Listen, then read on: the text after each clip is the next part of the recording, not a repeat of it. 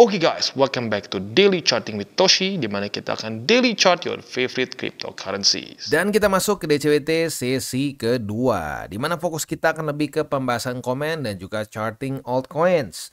Untuk hari ini, charting altcoins kita adalah AVAX, SUI, dan BNB. Ya. Nah, buat lo yang pengen langsung ke bagian charting, bisa langsung ke belakang. Ya, karena mostly video ini kita akan lebih ke pembahasan komen. Ya. Kalau ada pertanyaan-pertanyaan yang menarik, kita akan bahas di sini. Begitu. Tapi sekali lagi, buat lo yang pengen langsung charting, ada di bagian belakang. Ya. Economic calendar hari ini nggak ada bintang 3 ya, jadi hari ini bisa lebih fokus ke technical analysis. Sebelum kita masuk ke pembahasan komen, kita lihat dulu Bitcoin dominance. Bitcoin dominance masih struggling dengan BSB ya. Ini udah hari masuk keempat ya, masuk keempat di mana dia tanggal 28 Desember kemarin close di bawah, bukan di bawah, di tengah-tengah BSB dan dia mantul-mantul terus ya. Dan ironisnya di sini dia sama 20 nih. Jebol, reclaim ya. Nah, kalau menurut gua ini adalah perlawanan dari para bulls ya. Jadi sebelumnya kan pecah struktur nih ya. Tadinya higher high, higher low, higher high ya, higher low. Di sini mulai terbentuk lower high ya. Lower high, tetapi sepertinya bulls tidak memberikan lower low ya. Mereka terus ingin bertahan dan ya akhirnya udah berapa hari nih ya sideways di sini.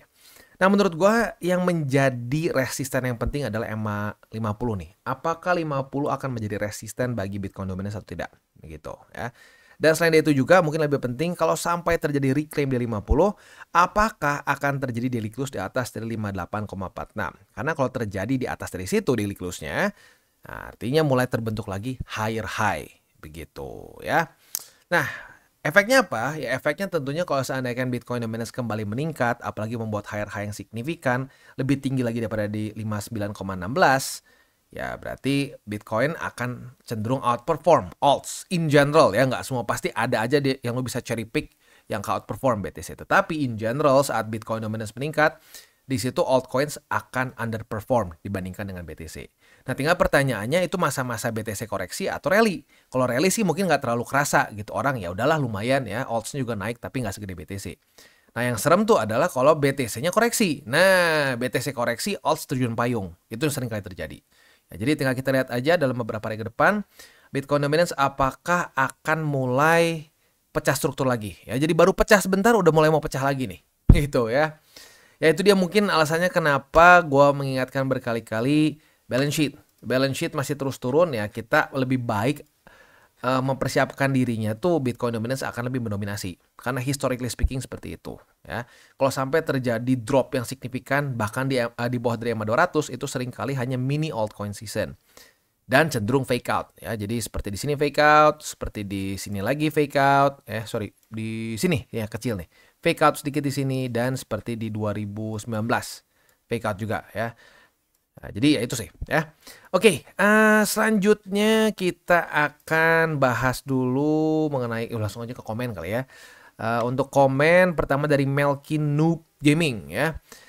Kami di spot kok, apa perlu apa berlaku juga kah? Ini video ya, ini DCA ya, tetap berlaku untuk ya justru spot, lebih ke spot. Kalau untuk futures lebih ke ini ya, lebih ke setup per hari aja gitu atau ya minimal beberapa hari lah begitu ya. Ini justru gue lebih ngomong ke spot sebenarnya dibandingkan ke futures ya. Kalau untuk DCA itu sangat wajib dan penting sih buat semua yang bergelut di dunia investasi. Yes, terutama untuk aset yang volatile. Begitu ya. Aset semakin volatile itu semakin jangan all in begitu ya. Aset yang lebih tidak volatile mungkin bisa lah begitu. Apalagi yang linear seperti SBN misalkan atau reksadana pasar uang gitu ya. Itu oke ya. All in atau lump sum itu lebih bagus in theory begitu ya. Jadi ya lagi-lagi ya, ini untuk DCA sih ya tinggal kita lakukan aja terus begitu. Dan yang penting konsisten. Next, Martin Tan. Thanks Kotoshi, akhir tahun yang senyum. Berkat SOP Kotoshi walaupun cuma 6 bulanan, wah berarti ini masuk deket-deket April Maret harusnya ya. Dari minus jadi plus, mudah-mudahan tahun berikutnya full janin SOP Kotoshi bisa jadi tembus 4 digit harapannya. Amin. Ya, ini sama satu sempat di like nih ya. Ya, jadi ini luar biasa ya, thank you untuk Bro Martin ya. Ini jadi testimoni lagi nih ya, baru 6 bulanan saja dari minus jadi plus ya.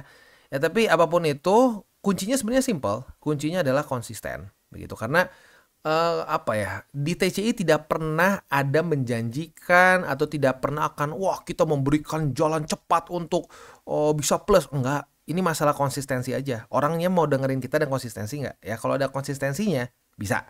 Begitu. Jadi untuk Bro Martin Tan, congrats ya. Sudah dari minus sekarang pelan-pelan jadi plus. Dan ya kita tunggu di ini ya, kita tunggu sampai di tahun depan ya, walaupun tahun depan literally besok ya. Ya untuk SOP TP-nya dan juga mungkin nanti buat di cycle selanjutnya juga ya, di cycle selanjutnya semoga Bro Martin Tan bisa dari awal barang-barang ya, karena yang dari 2002 yang dari 2022 ya barang-barang TCI pun udah banyak yang dulu testimoni ya. Gue juga kaget ya, wah mantap, ada yang kebeli mobil, ada yang kebeli tanah ya, cuma nggak tahu tanah di mana ya, tapi gila sih ya. Apapun itu gue happy banget ya, udah banyak yang barang-barang TCI dari 2022 dan merasakan keuntungannya ya. Tapi lagi-lagi keuntungan itu semua datang bukan karena wah gila nih, gue memang dukun hebat, enggak, bukan ya. Karena lu mau belajar gitu, karena kalau lu nggak mau belajar nggak akan kuat di sini ya. Orang-orang yang udah pokoknya naik turun itu nggak akan kuat tuh, paling seminggu lihat udah gitu muak begitu, karena ya di TCI nggak ada dukun. Di TCI kita bahas data fakta, kita lihat dari hari ke hari, kita bereaksi ke market seperti apa pergerakan dia begitu ya. Next dari Hendrik ya, gue dapat pelajaran dari channel Bang Toshi, kalau mau cuan harus sabar dan tetap DCA. Yes ya, sabar dan tetap DCA begitu, karena pada faktanya kita tidak ada yang tahu market akan percis berhenti di mana. Kita cuma bisa ngelihat secara makronya ya, secara makronya, dan kita lihat satu persatu support mana yang nahan begitu. Nah kalau kita tebak-tebakan support mana yang nahan, ujung-ujungnya seringkali membawa orang ke FOMO dan membawa orang ke ujung-ujungnya all in, nyangkut cut loss, dan ujung-ujungnya beli pucuk jual bawah, beli pucuk jual bawah begitu ya. Jadi sabar dan DCA ini bagus nih ya Bro Hendrik. Menyimpulkan dua hal yang sangat penting sebenarnya dari channel TCI, sabar dan tetap DCI ya. Next dari TJ mungkin ya, Bang kalau future pakai DCA bisa nggak Bang?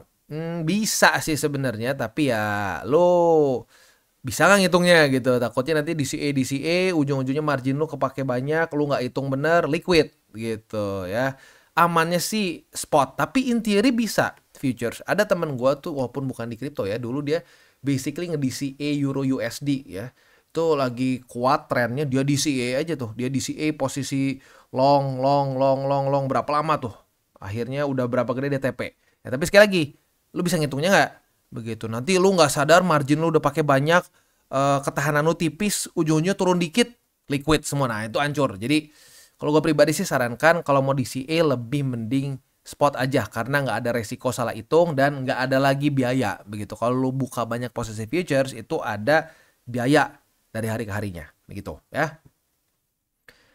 Next dari Pangeran Soka, wah unik juga ya. Gara-gara percaya dengan bacotan channel sebelah yang katanya BTC akhir tahun bakal 150.000, udah beli dengan semangat sampai 170 juta, malah ambruk rugi 12 juta ya. Ya jadi lagi-lagi ya, dukun itu ada dukun bearish dan dukun bullish, selalu ada ya.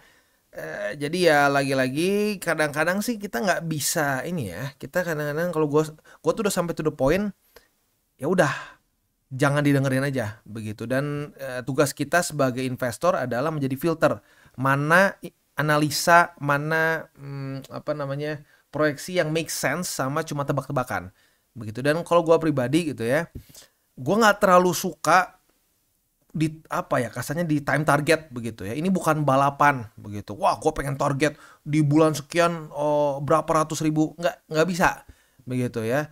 Apalagi ya kayak gini nih, akhir tahun bakal 150.000. Ini sama percis vibe-nya seperti di sini nih, sama percis vibe-nya seperti BTC waktu di masa-masa ini. Wah ini udah 100.000 di tangan nih, halving aja belum ya, halving belum kita udah 73.000. Setelah halving 100.000 pasti katanya ya, nggak mungkin enggak.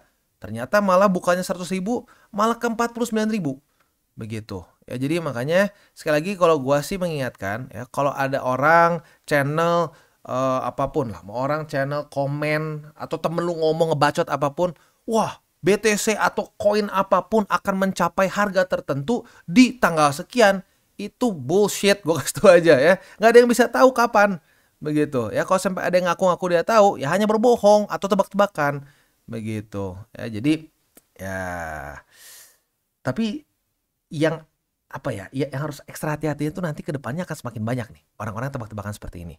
Ya, nanti cuma angkanya aja berbeda. Nanti ada yang bullish, wah 300, 400, 500 di tanggal segini. Nanti ada bilang enggak, kita akan ngedam kok 67 ya. Angka favorit nih 67, oh akan ke 20.000, akan ke 10.000, akan ke 0 bahkan mungkin ya. Nah, itu akan seru tebak-tebakan apalagi kalau ditambahin sama time frame-nya kapan. Begitu. Nah, setiap kali udah ada angka, harga berapa dan tanggal berapa gitu ya. Wah, udah itu menurut gua sih skip aja lah orang-orang yang seperti itu ya. Next dari James Art James Art Kohol ya. Sebetulnya kalau untuk dapat harga rata-rata yang lumayan turun jauh, DCA itu lebih efektif mana sih Bang? Antara nunggu turunnya agak jauh dulu dari harga rata-rata yang kita dapat sebelumnya atau nggak perlu nunggu turun jauh tapi jumlah DCA yang kita masukkan nominalnya lebih besar. Sorry Bang, kalau nggak ngerti, sebetulnya gue juga bingung ngajabarinnya. Salam tabur tuai. Gue kayaknya rada kebayang maksudnya apa ya. Jadi nominal lebih besar tuh mungkin lu berpikir martingale ya. Jadi lu pas turun, lu gedein lagi gitu. Sebenarnya ya dengan lu buat martingale, harga rata-ratanya akan lebih cepat turunnya. Begitu, itu benar. Nah, tetapi yang kadang-kadang bikin banyak orang abis tuh adalah saat dia ya berpikir bahwa oh udah nih ya kita gedein pelurunya tapi nafasnya cuma kuat misalkan seginilah. Cuma kuat 1, 2, 3 kali nembak udah gitu abis. Nah, itu bahaya. Kalau gua pribadi dibandingin lu bikin martingale digedein gitu ya saat turun makin gede, lebih baik biasa aja, nggak usah di martingale, 1:1 aja gitu kesannya, satu peluru untuk satu posisi, tapi konsisten gitu. Turun ke sini beli lagi. Memang benar harga rata-ratanya mungkin turunnya nggak akan secepat kalau lu martingale, tetapi nafas lu lebih panjang. Begitu ya. Sebenarnya martingale tuh sangat enak buat para sultan ya, buat para sultan yang duitnya tuh nggak ada serinya ya. Asik tuh, martingale aja, hajar lagi, terus di martingale ya. Itu harga rata-ratanya akan sangat cepat ikutan turun begitu. Tapi ya faktanya rata-rata orang tidak sultan begitu kan. Jadi lebih baik DCA-nya biasa saja begitu ya. Dan turunnya agak jauh atau enggak gini. Kalau udah mulai tuh nunggu sampai turun agak jauh, itu akan jadi masuk ke teritori tebak-tebakan begitu. Ah, baru turun sedikit, jangan dulu deh.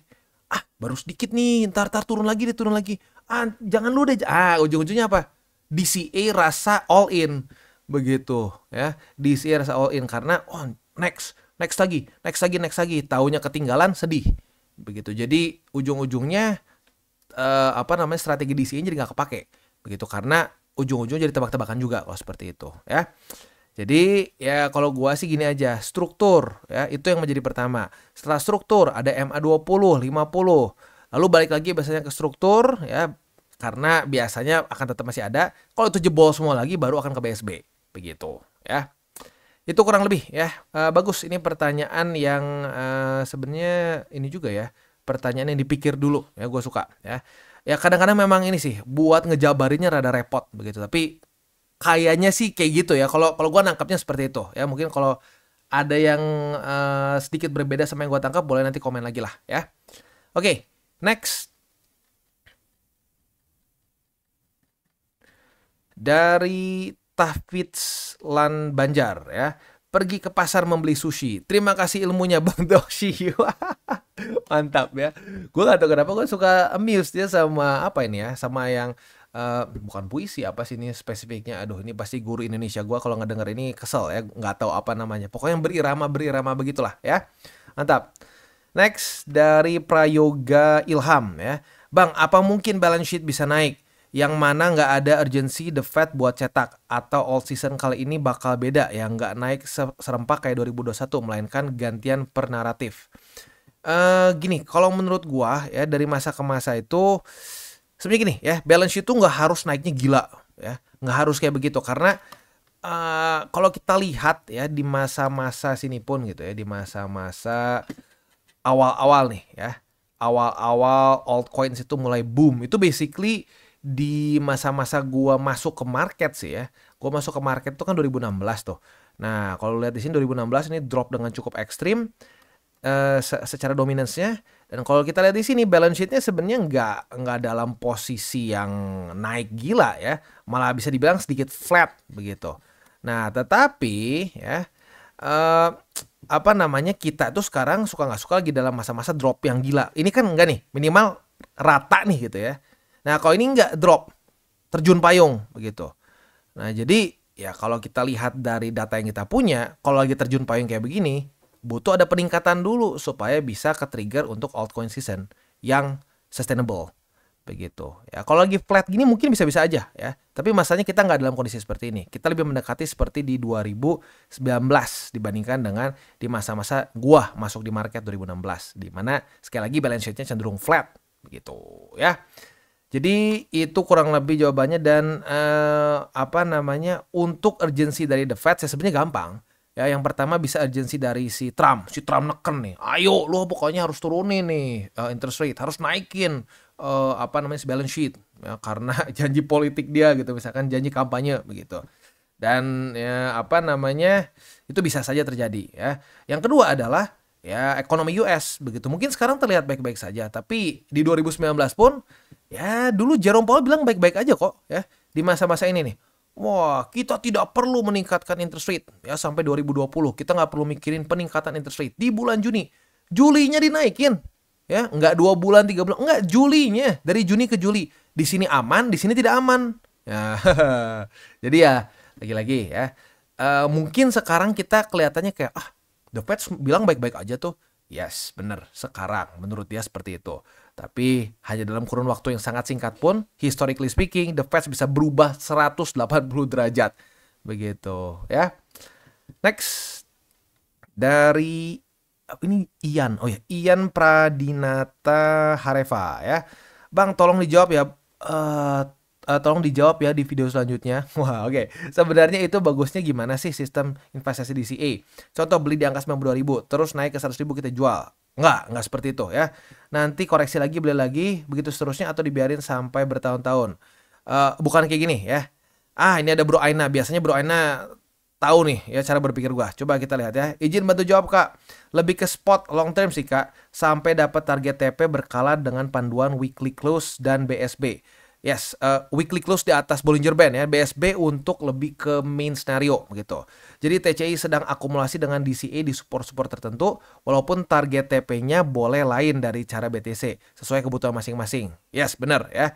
Kadang-kadang gini, aduh bang, ini belum waktunya TP, tapi gua misalkan udah kena target nih, gua ngumpulin duit misalkan buat nikah gitu. Ya udah lu TP aja semua, udah lu buat nikah gitu, nggak usah pusing-pusing. Begitu ya. Karena lagi-lagi setiap orang punya kebutuhannya masing-masing. Ya, duit yang dingin bisa tiba-tiba jadi panas gara-gara situasi tertentu, begitu ya. Semoga bisa membantu menjawab pertanyaannya kakak. Salam tabur tuai, mantap, thank you Bro Aina ya, asik dibantuin jawab ya. Jadi overall seperti itu ya. Dan sekali lagi untuk TP sebenarnya ya lu tinggal pantengin terus DCWT. Di situ kalau sudah terjadi SOP TP ya kita bahas begitu ya. Dan gini, untuk TP kalau gua pribadi ya, kalau gua kan sebenarnya masuknya lebih ke position trader. Jadi setelah beres satu cycle, kemungkinan besar gua akan beresin portofolio gua gitu. Alts semua kemungkinan besar kan gua TP. Untuk BTC mungkin akan gue pertahankan, dan ETH mungkin juga sedikit gue pertahankan. Tapi sisanya in general gue akan TP semua, and then kita tunggu cycle selanjutnya. Itu cara gue.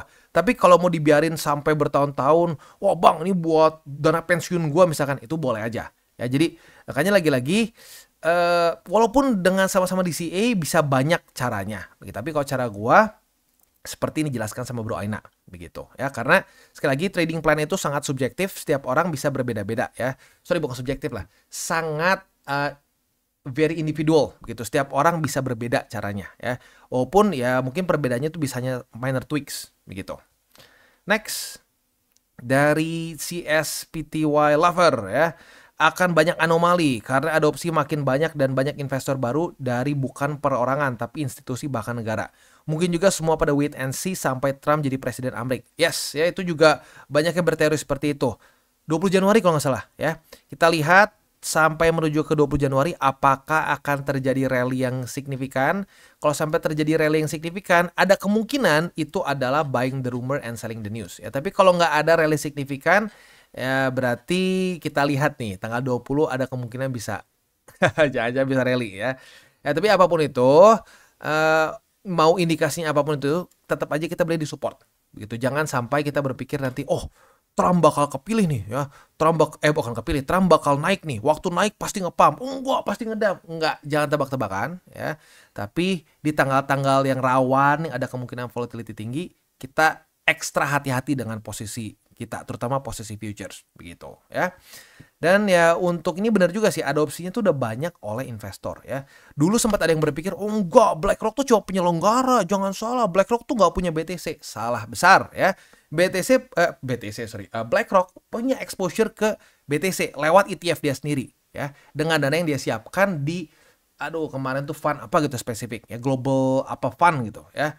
Nah jadi ya bener ya, BlackRock, Goldman Sachs itu kalau nggak salah perbankan yang paling banyak pegang BTC sekarang. Jadi memang udah bukan cuma sekedar perorangan lagi dan whales yang seperti dulu ya, ada institusi juga. Itu ada kemungkinan bisa jadi perubahan ya. Dan maybe ya bisa less volatile ya. We'll see ya. Kita lihat aja sampai akhir cycle ini kira-kira volatility-nya akan berkurang sebagaimana besar ya. Next, beres ya. Oke, sekarang kita akan masuk ke buy limit. Tetapi sebelum kita masuk ke buy limit, seperti biasa gue akan disclaimer dulu bahwa semua konten dari TCI bukanlah financial advice. Ini semua bentuknya adalah edukasi. Lo bagaimana cara untuk mendukung TCI? Ada banyak caranya. Lo bisa like our video, bisa share our video, atau juga bisa menggunakan link referral kita di bawah. Nah sekarang kita akan dengar lo pesan-pesan dari sponsor kita pada hari ini. Oke, today's video is brought to you by CoinX. Dimana di CoinX ini kita bisa melakukan berbagai macam hal. Cocok untuk newbies sampai ke advance. Untuk para newbies bisa menggunakan swap di sini ya. Di swap di sini simple banget, lu jadi nggak perlu TA sama sekali. Untuk yang DCA murni cocok untuk menggunakan swap ya. Tinggal kalian pilih stablecoin mana yang kalian mau pakai. Contohnya pakai USDT aja. Nah kalau untuk yang DCA murni, gue sarankan sih ya BTC atau Ethereum aja ya. Jangan di luar dari dua itu. Karena ya kalau untuk DCA murni lebih amannya di dua aset itu. Karena yang lain-lain bisa extra volatile ya. Lalu buat lo intermediate di sini ada spot trading ya. Lalu juga di sini ada margin trading, ada juga futures, dan futuresnya ini bukan cuma futures trading aja, tapi ada juga copy trading. Jadi sangat lengkap buat lo yang mungkin ngerasa bahwa aduh bang, gue mendingan ngikutin aja trader lain yang sudah lebih punya pengalaman. Nah, monggo lo bisa ikutin juga di sini ada berbagai macam trader yang lo bisa copy. Nah, selain juga di situ ada newcomers eksklusif di mana ini untuk para pengguna baru ya, dan ini setiap bulannya di-update. Jadi buat lo yang tertarik silakan bisa ikutan karena lo bisa mendapatkan cashback 10 USDT, 30 USDT, 60 dan seterusnya dengan cara yang relatif mudah ya. Seperti complete first deposit ya. Lebih dari 40 USDT bisa dapat 10 USDT cashback. Mantap ya. Nah, selain juga di situ kita bisa earning aset yang sudah kita beli. Misalkan kita sudah akumulasi BTC, Ethereum, dan berbagai macam altcoins lain ya. Nah, di sini kalian bisa ambil juga yieldnya. Begitu, ada FTM, ada BTC, dan seterusnya. Bahkan USDT pun saat lu masih nganggur nih, belum dipakai beli nih, USDT-nya juga lu bisa masukin ke sini, ke earningnya mereka ya. Oke, jadi kurang lebih seperti itu untuk CoinX ya. Selanjutnya, buat lo yang belum punya akun di CoinX, pertimbangkan untuk menggunakan link referral kita di bawah dan mulai trade di CoinX. Oke, kita lanjut ke AVAX ya. Untuk AVAX kita bisa di sini retest 1, retest 2 di angka 35,85. Buat lo yang pasang target TP di sini, which is ini target TP yang konservatif ya. Profitnya sekitar sebesar berapa nih? 1,5% ya. Tapi buat lo yang agresif dan target TP-nya jauh di atas 38,10 ya masih belum kena target TP, tapi masih boleh dipertahankan posisi longnya. Kenapa? Karena daily close-nya masih di atas dari struktur 35,85 ya. Tinggal ya jangan lupa aja TP-nya dipasang begitu buat yang agresif ya. Sekali lagi buat yang konservatif ada profit. Oke, untuk posisi spotnya 35,85. Lalu BSB boleh deh ya, ada beberapa yang nanya bang boleh nggak bang BSB di alts buat DCA sebenarnya boleh aja dipertimbangkan ya. Lalu selanjutnya di 33,86 ya, dan by the way ini BSB atas di angka 34,99 atau mau dibulatkan 35 juga boleh ya. Next, SUI ya. Untuk SUI ini gue baru sadar ya, dia salah satu sponsor dari ini ya, Red Bull ya, Red Bull F1 Team ya. Kita bisa di sini dia retest 1 retest 2 dari tanggal 28 Desember. Buat lu yang agresif ya, harusnya kemarin kena sih target TP di sini ya. Di struktur 4,31 begitu. Tapi buat yang pasang di 20 belum kena. Jadi ya kemarin kan ada dua option nih, sini atau sini ya. Buat yang di sini kena ya, buat yang 20 enggak ya. Buat lu yang pasang di struktur sini, lu berarti profit sebesar 5%-an. Ya 5 lebih lah, nyaris 6 ya. Lumayan ya. Itu untuk posisi longnya. Tapi buat lo yang pasang di MA20, sekali lagi, buat yang agresif masih boleh dipertahankan karena memang tidak terjadi daily close di bawah dari 4,0726. Ya, jadi sekali lagi buat yang agresif dan target TP-nya di MA20, ya boleh dipertahankan tapi jangan lupa untuk diubah sedikit karena dari hari ke hari MA akan bergerak sesuai dengan namanya, moving average, maka dia akan move ya. Posisi spot 4,0726, 3,9615 dan 3,3876. Next, BNB. Untuk BNB kembali tidak ada setup futures karena MA20-nya ke reclaim lagi. Ya, jadi jebol ya. Bukan jebol, reclaim, jebol, reclaim lagi ya. Langsung ke spot. Spotnya MA20, MA50 dan 654,4. Ya, itu kurang lebih untuk posisi spot dan futures di BNB ya. Oke, itu kurang lebih untuk DCWT sesi kedua. Sebelum kita tutup, seperti biasa gue akan ingatkan lagi 3 golden rules. Jangan pakai uang panas, jangan over leverage, berpikirlah jangka panjang, dan salam tabur tuai. Oke guys, jadi itu adalah akhir dari segmen DCWT kita pada hari ini. Dan jangan lupa, bagi kalian yang merasakan manfaat dari segmen ini, jangan lupa untuk share ke teman-teman kalian. Dan apabila lu pengen mensupport channel kita, ya TCI, jangan lupa untuk menggunakan link referral kita di bawah. Nggak wajib ya, tetapi apabila lu menggunakan link referral kita di bawah, ada macam-macam ya, dari Bybit, Huobi, Maxi, toko kripto, dan banyak lagi ya. Ya, walaupun nggak wajib, tapi kalau menggunakan link referral kita, lu secara langsung membantu perkembangan dari TCI. Dan satu lagi, jangan lupa juga untuk join Telegram group kita, di mana kita bisa ngobrol-ngobrol santai mengenai dunia cryptocurrency secara dua arah. So, jangan lupa untuk like, subscribe, click the bell icon, and see you on the next video.